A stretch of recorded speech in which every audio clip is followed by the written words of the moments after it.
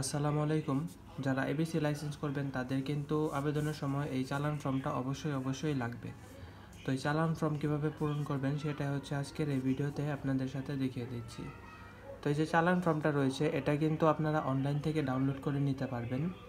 আপনারা যদি Google Chrome ব্রাউজারে গিয়ে চালান ফর্ম লিখে সার্চ করেন তাহলে কিন্তু এই চালান ফর্ম ডাউনলোড করতে পারবেন।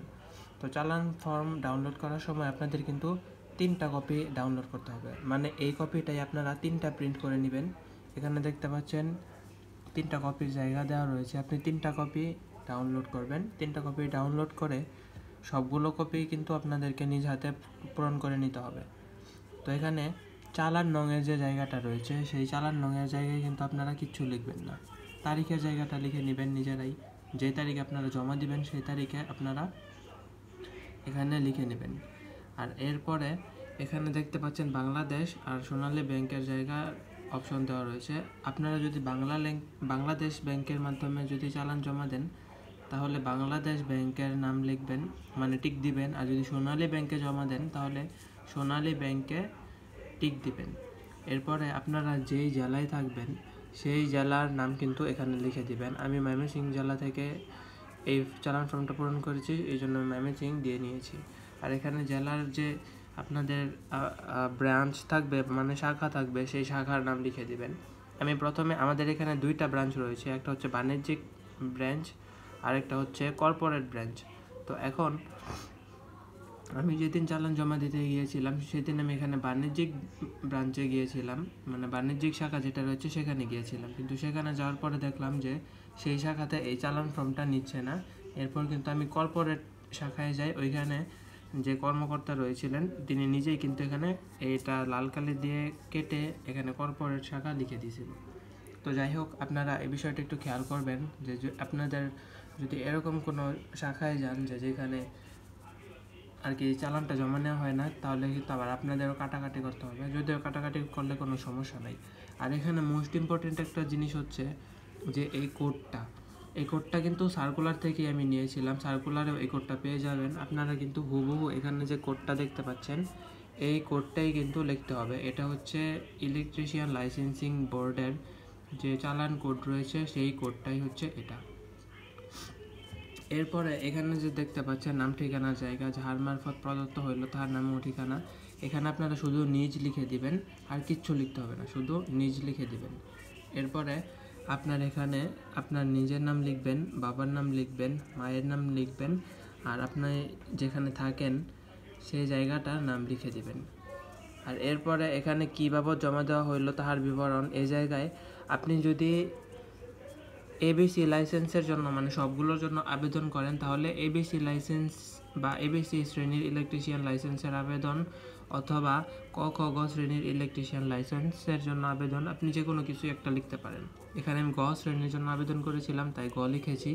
আপনি যদি ক খর জন্য আবেদন করেন বা ক খ গর জন্য আবেদন করেন বা যেটার জন্য আবেদন করেন আপনি কিন্তু সেটাই এখানে উল্লেখ করে দিবেন। আর এরপরে এখানে নোটের বিবরণ বা মুদ্রার বিবরণ এই জায়গায় নগদ লিখে দিবেন শুধু।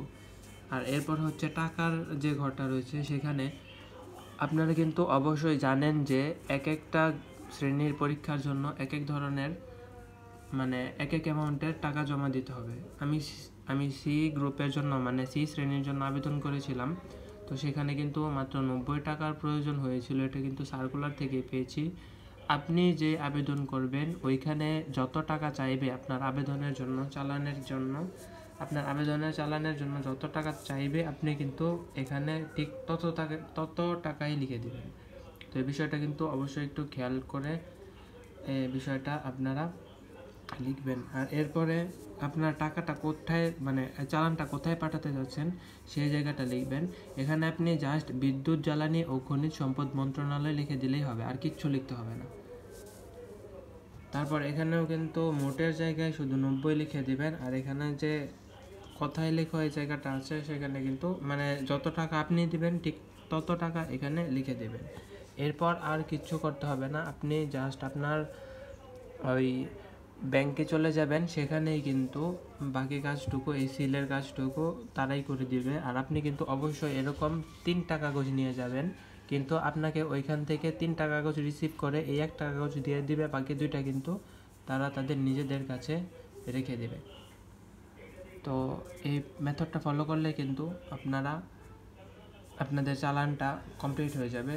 আমি গত যে মে মাসে পরীক্ষা দিয়েছিলাম, মে মাসে পরীক্ষা দেওয়ার পরে কিন্তু আলহামদুলিল্লাহ আমি সি শ্রেণীর জন্য পরীক্ষা দিয়েছিলাম প্রথমবারের মতো। তো প্রথমবারেই কিন্তু আমার লাইসেন্স হয়ে গিয়েছে, এই জন্য কোনো প্রবলেম ফেস করা লাগেনি আমার এই চালানের জন্য। তো আপনারা কিন্তু অবশ্যই এটা যদি দেখে দেখে করেন তাহলে ঘরে বসে নিজেই করে ফেলতে পারবেন। আর এবার কিন্তু আমার যেহেতু গ শ্রেণীর আবেদন রয়েছে বা সি শ্রেণীর লাইসেন্স রয়েছে, আমি এবার এ বির জন্য কিন্তু আবার আবেদন করব। তো লাইসেন্সের আবেদন কিভাবে করতে হয় সেটা কিন্তু আমি অবশ্যই আপনাদেরকে দেখিয়ে দেব। আবেদন দেখতে হলে আমাদের চ্যানেলে একটু ফলো করে রাখবেন। আমাদের চ্যানেল একটু ফলো করে রাখলেই কিন্তু আপনারা আবেদন কিভাবে করতে হয় সেটাও বুঝে যাবেন।